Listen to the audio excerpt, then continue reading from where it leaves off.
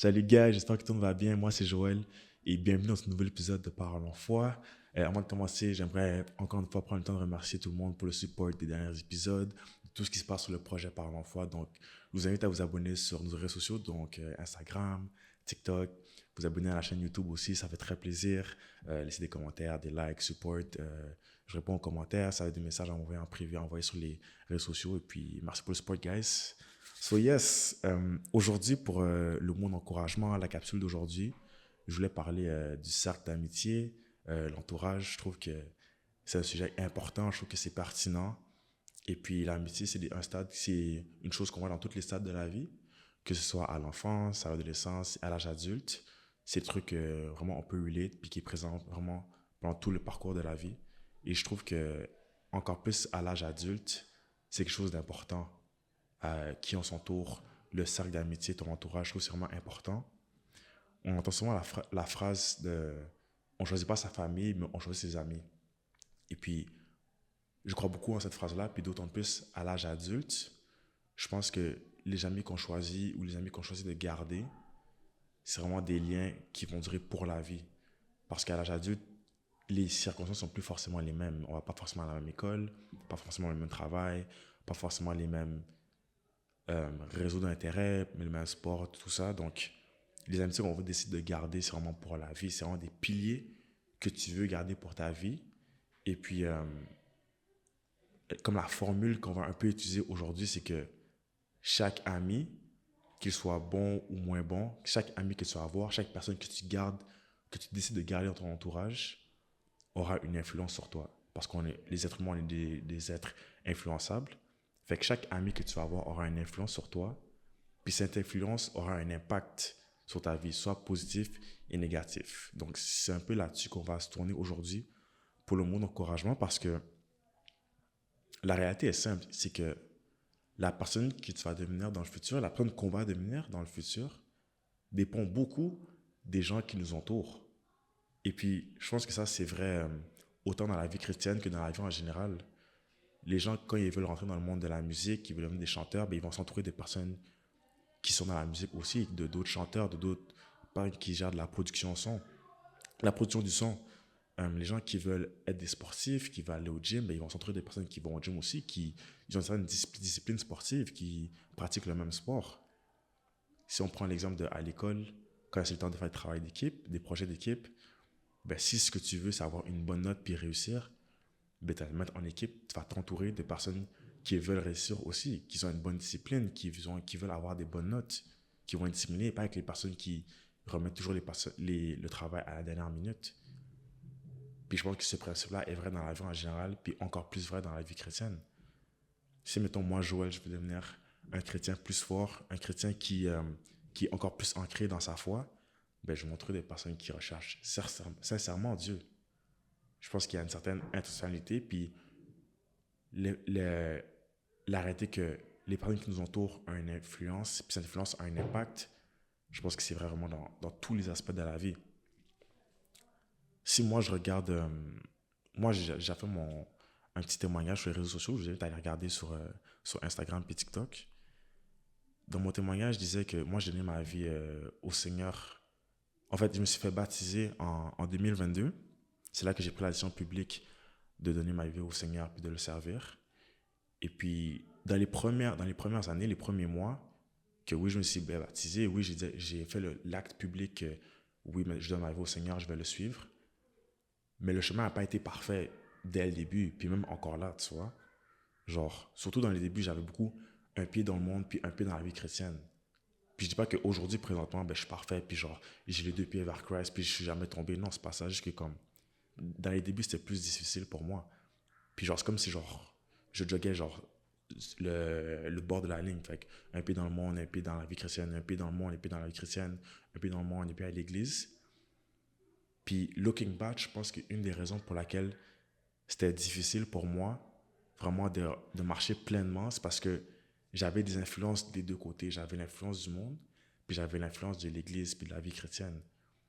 Moi, mon background chrétien, c'est que j'ai grandi dans une famille chrétienne. J'ai toujours grandi, puis on m'a toujours élevé avec les valeurs chrétiennes. Mais arrêtez, je ne suis pas tout le temps avec des chrétiens, je ne suis pas tout le temps avec des personnes qui prône ces valeurs chrétiennes-là. Fait que, même si je me suis fait baptiser, puis j'ai donné ma vie, puis mon choix était fait, ça reste que j'avais de l'influence du monde, puis cette influence-là avait un impact sur ma vie. Et puis, ce qui m'a beaucoup aidé, ce qui a beaucoup fait un déclic, c'est que j'ai dû changer des choses dans mon entourage. J'ai dû changer des choses dans mes amitiés. Une des meilleures façons de changer, c'est de changer ses amis, de changer son entourage, parce que tes amis vont déterminer qui tu veux ou qui tu ne veux pas devenir. Et puis c'est vrai, puis il y a une puissance là-dedans. Moi, pour avoir ce déclic-là, j'ai dû changer des trucs dans mes amitiés. Il y a des amis que j'avais que maintenant j'ai plus. J'ai dû le changer. Il y a des amis que j'avais, puis maintenant c'est pas que j'ai plus, mais j'ai changé la proximité que j'avais avec eux. J'ai changé la fréquence à laquelle je voyais ces amis. J'ai changé le type de conversation que j'entretenais avec ces amis-là. Parce que si intérieurement, puis ultimement ce que je veux, c'est suivre Christ, c'est important que je fasse attention à quelle influence rentre dans ma vie, parce que ces influences-là auront un impact. Puis je veux que l'impact soit positif. Je veux que cet impact-là soit vers Christ et pas vers le monde.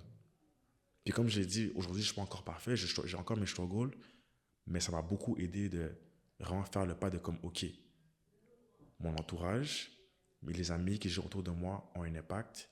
Puis si ce que moi, Joël, je veux, c'est suivre l'Éternel, il faut qu'il y ait des choses qui changent. Et ça demande quand même du courage, tu vois, parce que genre, il y a des personnes que tu connais depuis longtemps, des personnes juste que tu apprécies, tu vois, mais c'est important d'être intentionnel là-dedans. Et la raison pour laquelle j'utilise cet exemple-là de ma vie, quand j'étais un peu dans le monde, un peu dans la vie chrétienne, puis que j'étais beaucoup influencé par les chrétiens et les gens non chrétiens, le monde et les gens et la famille de Dieu, c'est parce que oui, parce qu'il y a une influence, mais aussi, cette influence-là peut être bonne, puis cet impact-là peut être positif, parce que les amis, c'est vraiment une force, c'est vraiment une bénédiction. Dans la Bible, on voit que le fer aiguise le fer. Donc, ton ami à ta gauche ou à ta droite, quand tu es faible, eux, ils vont être forts pour toi. Fait que c'est une force, littéralement. Comme moi, genre, looking back, je suis vraiment béni d'avoir des bons amis. Parce que quand je me sens perdu, quand je me sens faible spirituellement, quand je suis en questionnement, quand je vois pas la lumière au bout du tunnel, je sais que j'ai des amis que eux, genre, ils sont solides pour moi, qui vont prier pour moi, qui vont être encourageants avec moi, justement, ils vont être forts, comme moi, je vais être faible. Et puis, ce genre d'amis, ils vont partager ta joie, même quand eux, ils n'ont rien à y gagner. Puis dans la Bible décrit que ce genre d'amis-là est plus fidèle qu'un frère. Et mon exemple d'amitié que je préfère le plus dans la Bible, puis qui m'inspire beaucoup, puis qui me motive beaucoup à avoir des bons amis et moi-même être un bon ami pour les autres, c'est l'exemple de David et Jonathan. Pour faire simple, Jonathan, c'est le fils du roi Saül, le roi d'Israël. Et puis, Jonathan, toute sa vie, il a vécu, puis il a grandi avec l'idée qu'il va succéder son père, qu'il va suivre l'héritage royal et devenir le futur roi d'Israël. Mais ce qui se passe dans la Bible, c'est que Saül désobéit à Dieu. Donc Dieu, il va voir ça, puis il va dire, OK Saül, tu m'as désobéi, je t'enlève la royauté et je la donne à David. David qui vient d'une autre famille, qui ne vient pas du tout de la famille royale. Et puis Dieu va dire que c'est avec David que l'héritage royal va continuer et c'est par lui que je continue à avoir des rois, que les rois vont continuer à gouverner Israël, par sa famille à lui et non la tienne. Donc, juste en sachant ça, puis surtout, genre, quand on se plonge dans le temps, à cette époque-là, à quel point la royauté, c'était vraiment important, c'était crucial, c'était honoré, c'était vraiment sacré. Quand Jonathan va voir que ce qui lui revient, entre guillemets, son héritage royal, c'était lui qui était censé devenir roi, puis tout ça, ça a été comme volé, ça a été donné à David à cause des bêtises de son père, la réaction normale serait comme, Jonathan serait frustré. Il serait peut-être même envieux ou bien jaloux de David parce que ce qui lui a été promis toute sa vie, il vient de partir comme ça. Et puis en plus, c'est même pas de sa faute, c'est la faute de son père. Fait que la raison normale, ce serait comme, il serait peut-être fâché contre David, il serait peut-être jaloux, frustré. Mais non, David et Jonathan étaient amis. Et puis l'amitié que ces deux gars-là avaient était... je pense que c'est une des amitiés les plus intenses qu'on peut voir dans la Bible.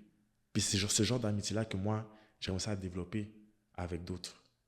Parce que cette amitié-là, la Bible décrit que c'est plus loyal qu'un frère. Que ce genre d'ami-là est plus loyal qu'un frère.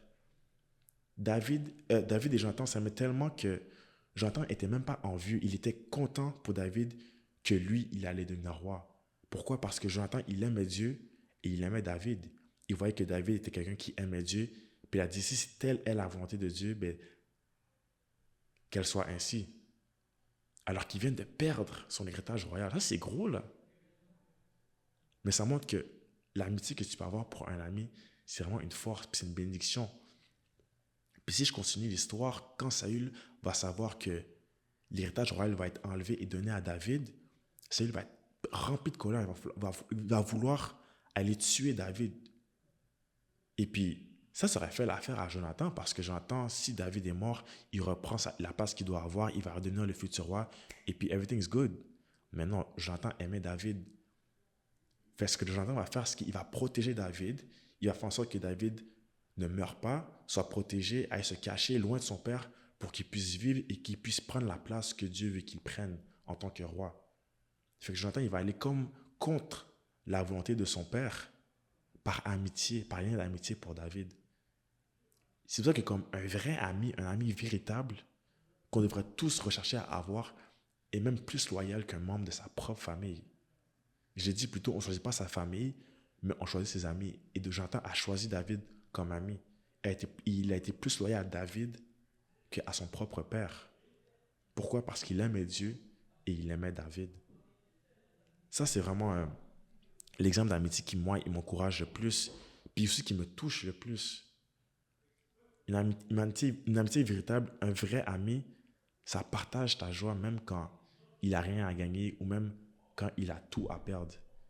Et ça, c'est spécial. Et ça, c'est précieux. Par contre, ça, c'est vraiment un exemple d'un très, très bon ami, d'une très, très belle amitié que je pense qu'on va tous rechercher à avoir. Mais l'inverse est vrai aussi. Je vais lire dans 1 Corinthiens 15, verset 33, ce que Paul nous dit par rapport aux mauvais amis, aux mauvaises compagnies. Il va dire, ne vous y trompez pas, les mauvaises compagnies corrompent les bonnes mœurs. Ça, c'est... quand on parle de mauvaise compagnie, quand Paul parle de mauvaise compagnie, c'est des amis, peut-être des personnes dans ton entourage que tu vas garder peut-être qui normalisent le péché, qui vont rentrer dans les compromis, qui vont se moquer de ta foi, qui vont décourager tes rêves. Puis progressivement, ce genre de personnes vont t'éloigner de Dieu. Puis moi, c'est avec ça que j'avais de la misère quand j'ai commencé à vraiment à servir le Seigneur, quand j'ai donné ma vie au Seigneur. Parce que j'avais des très, très bons amis qui me rapprochaient de Christ, qui m'encourageaient, qui priaient pour moi.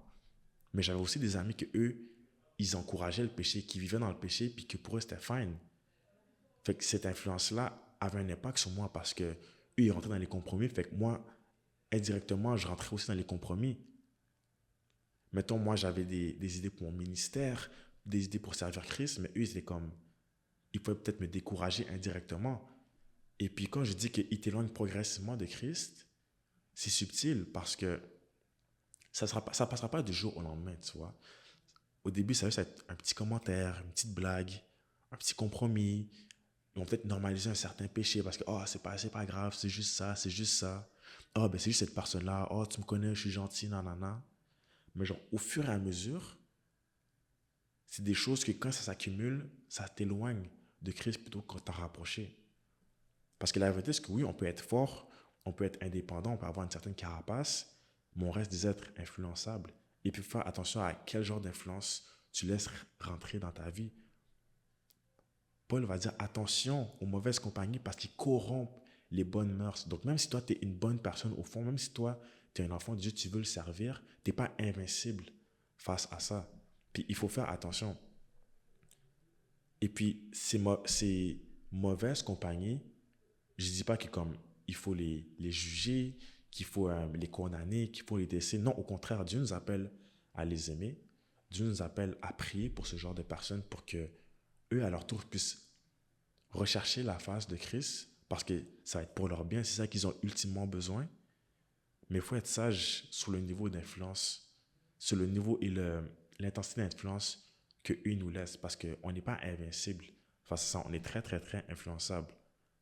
Donc, c'est important de bien s'entourer, que ce soit avoir la sagesse, que Dieu nous donne la sagesse de repérer, Seigneur, c'est qui les personnes qui m'aident à me rapprocher de toi, puis c'est qui les personnes qui m'éloignent progressivement de toi, et quelle action je dois faire pour me rapprocher de ce genre de personnes ou de m'éloigner de ce genre de personnes. Parce que si ce que tu veux vraiment, c'est suivre le Seigneur, il y a des choses qui doivent avoir changé. Une des meilleures façons de changer, c'est de changer son entourage. Et puis l'entourage, c'est vraiment, vraiment important. Moi, je prends toujours l'exemple de Jésus pour savoir comment agir dans la vie as a Christian. Et quand tu regardes à la vie de Jésus, Jésus était toujours entouré. Fait que ça nous apprend que comme l'entourage est important. Dieu ne veut pas que tu rentres dans son plan tout seul. Il veut que tu sois accompagné. Jésus qui était roi des rois, le fils de Dieu, il avait toute la puissance du monde. Il aurait pu faire tout ce qu'il a fait tout seul, mais pendant ces 3 ans de ministère, il a décidé d'être entouré. Et dans la vie de Jésus, on voit qu'il y a comme plusieurs stades de proximité, genre plusieurs groupes dans son entourage. Et puis je pense qu'il y a une certaine sagesse puis une certaine puissance là-dedans. Premièrement, on sait tous, Jésus il avait ses 12 disciples. C'est le groupe qui est le plus, je dirais, populaire, qu'on le sait tous, Jésus avait ses 12 disciples. Mais il y avait un groupe juste au-dessus. Oui, il y avait la foule, mais il y avait aussi ses 72 disciples. Puis il avait ses 72, il avait ses 12, puis un troisième groupe encore plus restreint, encore plus privé, il y avait ses 3 disciples. Pour les 72 disciples, c'était des disciples, c'est pas des disciples qui voyaient tous les jours. Toi, dans la Bible, on ne connaît pas leur nom. On savait que c'était des gens que Jésus a envoyés en mission, que Jésus a parlé de sagesse, il a parlé de la mission qu'il avait sur terre, de ce que son Père céleste lui disait. Fait que c'est pas forcément des gens avec qui il parlait au quotidien, mais c'est des personnes avec qui il tenait une bonne interaction, qui parlait de temps en temps, qui donnait des mots d'encouragement, et c'est bien comme ça. Jésus aimait les 72 disciples, et puis c'était bien comme ça. Ensuite, un groupe un peu plus close, comme un entonnoir un peu. Le deuxième groupe, c'est les 12 disciples. C'est les disciples avec lesquels on a le plus d'histoire dans les évangiles. C'est avec ces disciples-là que Jésus il marchait quotidiennement. Jésus il marchait avec eux, il mangeait avec eux, il parlait avec eux, il dormait avec eux. Littéralement, il vivait avec eux. Fait que c'est vraiment son groupe d'élite, on pourrait dire, à Jésus. C'est avec eux que Jésus se révélait, il a fait les miracles, il a fait les différents miracles. C'est à eux que Jésus a donné la mission finale avant de remonter au ciel. Fait qu'ils ont quand même ils ont quand même genre eu des moments proches et intimes avec Jésus où ils apprenaient à le connaître, son caractère. Mais il y avait une escouade comme encore plus élite de 3 disciples, Pierre, Jacques et Jean, que Jésus a vécu des trucs avec eux qu'il n'a pas vécu avec les 12 et qu'il a encore moins vécu avec les 72. Puis cette réalité-là de la vie de Jésus, la leçon que ça nous enseigne, c'est que tu ne veux pas laisser tout le monde avoir le même accès à ton cœur. Parce que ton cœur est précieux. Et puis si les personnes ont de l'impact sur ton cœur, sur ta vie, tu dois faire attention à quel genre d'impact, quel genre de proximité que tu laisses les personnes avoir sur toi. Parce que c'est puissant. Par exemple, avec les 3 disciples, Pierre, Jacques et Jean, Jésus a vécu des choses qu'il n'a pas vécues avec les 12 autres.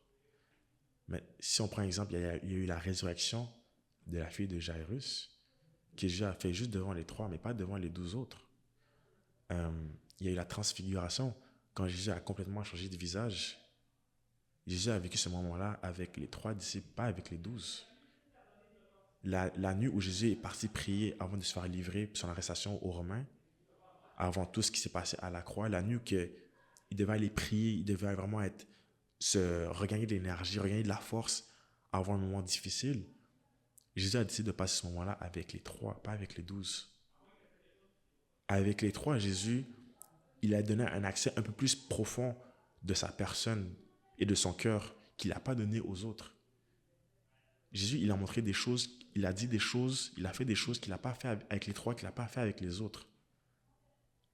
Et puis, ce n'est pas un manque d'amour que Jésus avait, c'est juste que Jésus nous enseigne que je pense que c'est bon d'avoir un petit groupe restreint, que tu peux être beaucoup plus vulnérable, beaucoup plus proche, qui sont beaucoup plus proches de ton cœur. Oui, ça peut faire peur. Oui, il faut faire attention à quel genre de personne tu choisis dans ce groupe-là, mais il y a une puissance là-dedans. Quand je parlais tantôt d'amis plus loyaux que des frères, c'est important d'avoir ce genre d'amis-là dans ton 3. Moi, je dis tout le temps qu'il y a un 72, on a un 12, puis on a un 3. On a tous un 72, des gens qu'on va côtoyer de temps en temps, on va bien s'entendre avec eux. Des fois, on va avoir des petites sorties, comme oh, comment ça va, vous allez changer un petit peu. Mais sans plus, tu vois. Et c'est bien comme ça. Puis on a tous un 12. Là, j'ai 12 parce que c'est 12 dans la vie de Jésus, mais ça peut être un peu plus, un peu moins. Mais on a tous un 12. Des gens qu'on va parler plus régulièrement, plus quotidiennement, qui vont connaître ce qui se passe dans ta vie, qui vont partager certains moments de ta vie. Vous allez avoir peut-être certains contextes similaires, même école, même travail, même église. Tu vas manger avec eux, tu vas parler avec eux, tu vas sortir avec eux. Et c'est bien comme ça. Puis dans ton 12, on a tous un 3 aussi, que ces gens qui vont être beaucoup plus proches, qu'on va donner beaucoup plus de place, qu'on va être beaucoup plus intense, beaucoup plus vulnérable. C'est ce genre de personnes que quand ça va mal, tu vas être les premiers à aller leur en parler, tu vois. Mais c'est important de savoir qui rentre dans mon 72, qui rentre dans mon 12 et qui rentre dans mon 3. Parce que dans chaque palier, on va dire dans chaque niveau de proximité, tu n'auras pas la même intensité, pas la même vulnérabilité. Et je pense que c'est bon comme ça. Je pense que c'est sain. Je pense pas que c'est un manque d'amour, mais je pense que c'est une leçon que Dieu nous apprend que on est vraiment influençable. Puis si l'influence est bonne, ben garde-la proche de toi, garde-la proche de ton cœur. Donc moi, Joël, je suis acquis dans mon 72, je suis acquis dans mon 12, puis je suis acquis dans mon 3 aussi. Et puis, je vous invite à faire la même réflexion que moi pour savoir, OK, il y a qui dans mon 72, c'est qui mon 12, puis c'est qui mon 3. Puis je pense que c'est important de le savoir parce que quand tu le sais, tu es beaucoup plus intentionnel dans la façon dont tu vas interagir, que tu vas t'ouvrir et que tu vas être ultérieurement avec ce genre d'amis. Parce que, je vais le redire, tes amis auront toujours une influence sur toi. Ils auront toujours un impact sur toi. Donc, c'est important d'être sage puis d'être intentionnel dans quel genre de proximité, quel genre d'impact que je veux que qui est sur moi. C'est qui les 3 personnes, 3, 4 personnes? Parce qu'on entend souvent que les vrais amis, ça compte sur les doigts d'une main. Et puis il y a une vérité là-dedans. C'est qui les 3, 4 personnes que tu es comme, je veux que cette personne-là a un impact sur ma vie. Parce que je sais que si je laisse cette personne-là avoir un impact sur ma vie, ça va être un bon impact. Ça va être un impact qui va me rapprocher de Christ. Parce que le facteur principal de comme, est-ce que ça devrait être un bon ami, est-ce que ça devrait être un ami qui devrait être proche de mon cœur, qui a droit à cet accès-là, c'est est-ce que cette personne, elle t'aide à te rapprocher de Christ ou non? Donc, on a vu qu'il y a des très très bons amis, il y a aussi des mauvaises compagnies. Donc, je vous invite vraiment à comme look back sur votre entourage, puis même moi, je look back à notre entourage, puis de repérer si ce serait qui les moins bonnes compagnies, puis d'apporter un changement là-dedans, soit de faire clair et net, ben, désolé, mais je ne veux plus être ami avec cette personne-là, ou tu changes le genre de conversation que tu vas avoir avec cet ami-là, tu changes la proximité, tu changes la fréquence que tu vas avoir cet ami-là, parce que ultimement, ce qu'on veut, c'est des amis plus loyaux que des frères, un peu comme David et Jonathan. Et puis que ce soit dans le 72, dans le 12, dans le 3, que Dieu nous révèle quel genre de personnes on devrait garder et qu'on devrait donner l'accès à notre cœur. Parce qu'il y a vraiment une force, puis il y a vraiment quelque chose de précieux, puis il y a vraiment un blessing dans l'amitié. Fait que c'est important de bien choisir. Comme on l'a dit au début, on ne choisit pas sa famille, mais on choisit ses amis. Donc, j'aimerais nous inviter à bien choisir. Amen. Seigneur Jésus, merci. Merci pour ta parole, Seigneur. Merci parce que tu es fidèle. Merci parce que tu es présent parmi nous. Seigneur, aujourd'hui, je te demande que tu puisses nous donner ta sagesse, Seigneur. Tu puisses nous donner ton intelligence. Tu puisses nous donner tes lunettes pour qu'on puisse voir comme toi tu vois, Seigneur. Pour qu'on puisse voir ce qui est les personnes que tu as mises dans notre chemin, que tu as mis dans notre entourage, que tu as mis dans nos circonstances, qui vont nous aider à nous rapprocher de toi, Seigneur. Que tu donnes aussi la sagesse à repérer les moins bonnes compagnies, les mauvaises compagnies, Seigneur, qui peuvent nous corrompre, Seigneur. Qu'on puisse avoir la sagesse, la force et surtout le courage, Seigneur, d'agir par rapport à ça, Seigneur. De bloquer s'il faut bloquer, Seigneur. De s'éloigner s'il faut s'éloigner et de changer s'il faut changer, Papa. Ce qu'on veut, ultimement, c'est te suivre, te ressembler, Seigneur. rentrer dans tes voies. Donc, on te demande que tu puisses venir nous aider dans ce processus-là parce que ce n'est pas facile. Merci pour ta grâce, Seigneur. Merci d'être présent parmi nous, malgré les moments où on tombe, Seigneur. Et c'est en ton précieux nom, Jésus, que je te remets toutes ces choses. Amen. Amen, amen, guys. So, yes. J'espère que vous avez apprécié le petit mot d'encouragement, la petite capsule, guys, pardon. C'est vraiment important, l'entourage. Moi, c'est vraiment quelque chose qui a vraiment été bénéfique puis important dans ma vie quand j'ai commencé à suivre Chris. Fait que je voulais vraiment apporter aussi cet encouragement-là pour les personnes qui m'écoutent. So, guys, encore une fois, je vous invite à vous abonner sur la chaîne YouTube. Si vous aimez le contenu que je propose sur la chaîne, vous abonner sur Instagram, TikTok. Ça fait vraiment beaucoup plaisir. Et puis, on se retrouve pour un prochain épisode, guys. Soyez bénis.